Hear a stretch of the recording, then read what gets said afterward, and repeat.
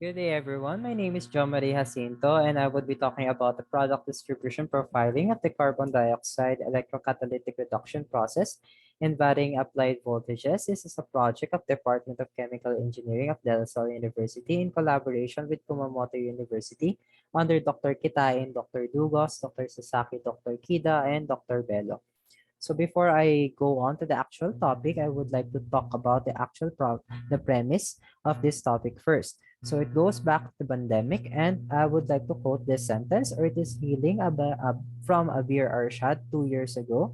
And it's quite a bold statement to say that Earth is healing because it's telling that the amount of carbon dioxide is decreasing, but it's apparent only on the first few months. And after that, up until now, we can say that there is also a significant increase in the carbon dioxide, mainly because first, there is a huge amount of demand or huge demand of face masks. So if there's a huge amount of face masks, production is needed to be increased. And if there's a high production, there is high footprint. Crematories and burial sites are much more busier, and finally all activities from work and classes are shifted online, so hence there is more electricity needed, more carbon footprint, and it all leads to high carbon dioxide concentration output in the atmosphere.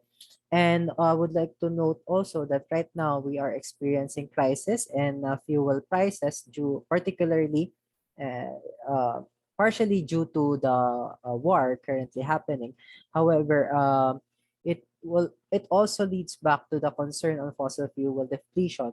And if there is a fossil fuel depletion, we need to find another source of carbon, which is carbon dioxide. Because there is a high amount of carbon dioxide in the atmosphere, maybe we can bank on this and use this high concentration and convert it into useful forms. Therefore, we need to design a process to capture and utilize this carbon dioxide and probably convert it into useful products.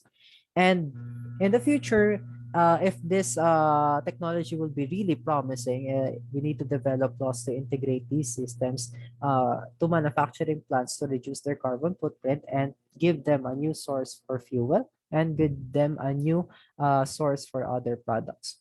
Now, how to convert carbon dioxide into useful products? We are banking on this kind of process, electrocatalytic reduction. And obviously, we are converting carbon dioxide from the electrocatalytic reduction.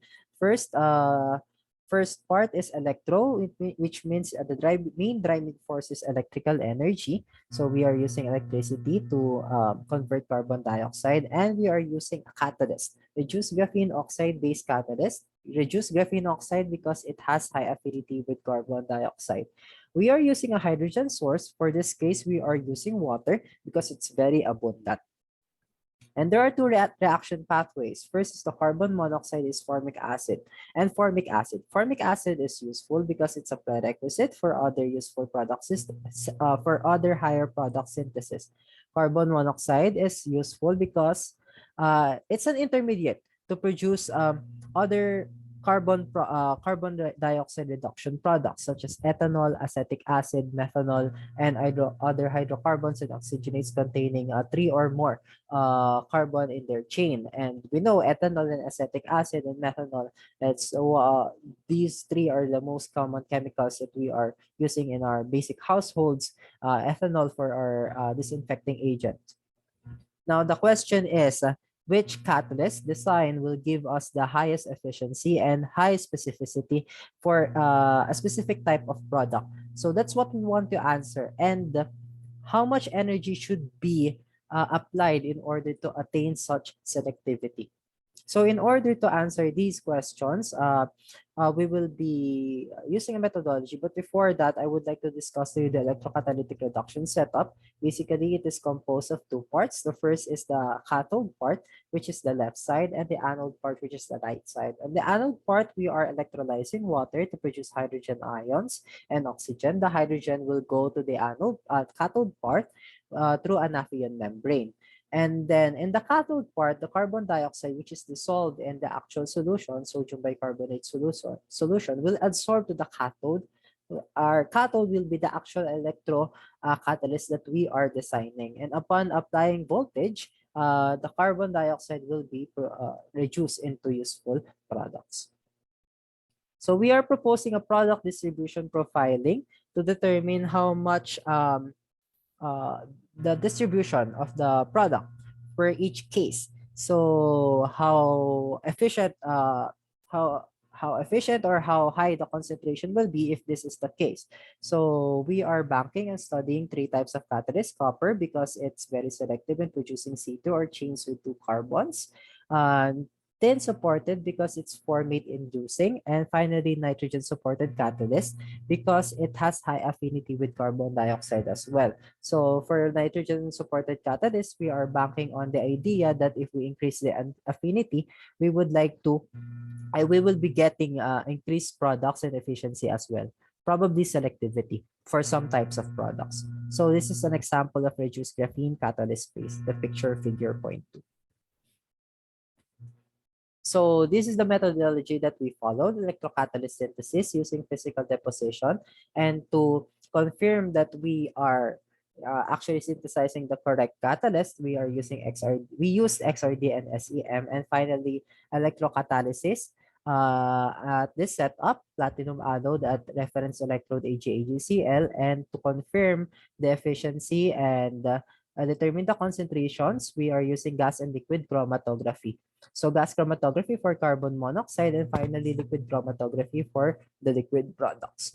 So we have two pictures here. The left side is the RGO supported with metal nanoparticles, and the right side, the one that was supported with nitrogen. So for the left side, you can see that there are specks like pellets there to confirm that those are the nanoparticles which were deposited. And for the right side, there are the surface roughness. Comparing it to plain RGO is very smooth. So after which this was converted to XRD to say that we are really having the correct catalyst chemically.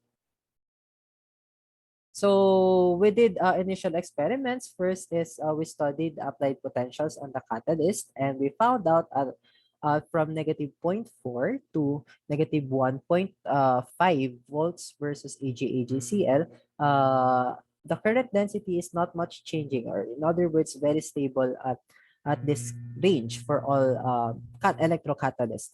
At other voltage ranges such as 0 to negative -0.4 and negative 1.6 and above, particularly copper nanoparticles, it's very unstable. The current density is changing there. So if ever we will have the inductions from there in the next parts of the slide, it would be biased. So we can say that from negative -0.4 to negative 1.5, since the catalyst is not changing in terms of current density, then all results or all inductions from there will be unbiased.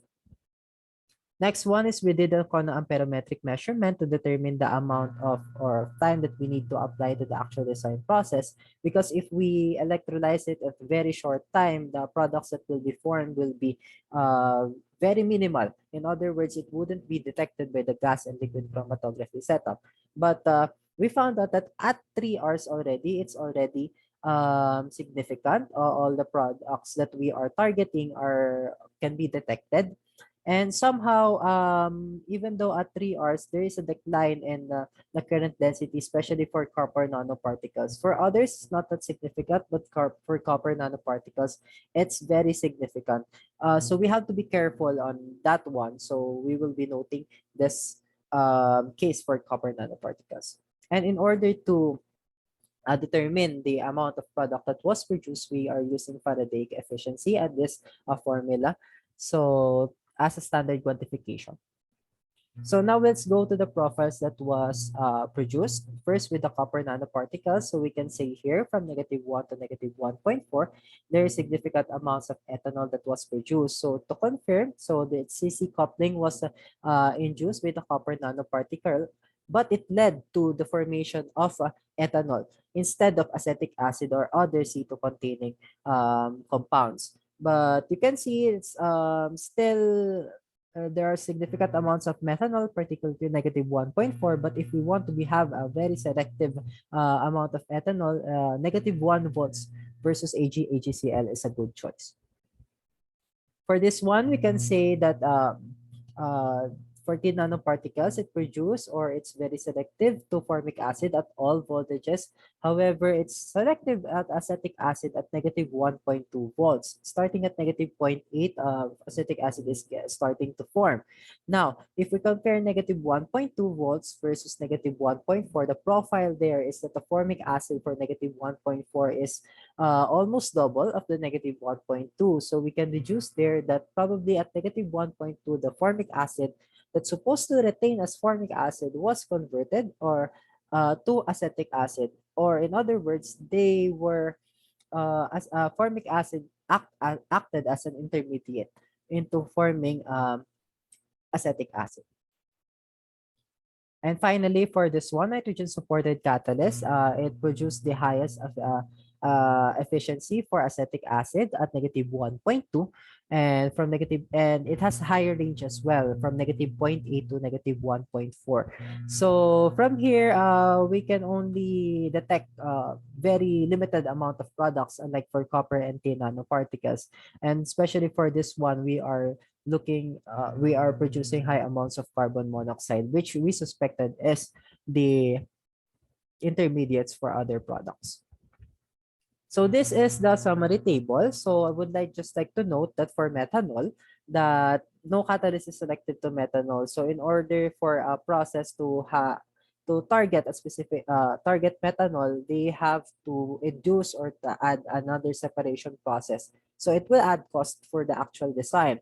Now, if they want to produce high selectivity for ethanol, copper is suggested, and for acetic acid, nitrogen is suggested. The voltage that should be applied is already written there. So I would like to note also that what we have theorized earlier, that if we introduce nitrogen by increasing the affinity of the electrocatalyst with the carbon dioxide, CC coupling is induced. Somehow it was inducted properly because at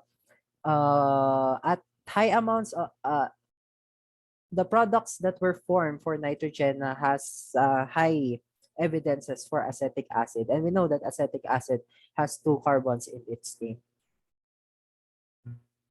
And for recommendations, these are my recommendations: test other types of catalysts, and finally, life cycle analysis. I think this is important in order to determine if we really have a profit.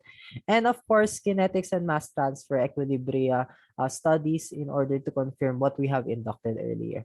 And we would like to thank Jaso and Sakura program, and also the Sa University and Kumamoto University in making this project possible.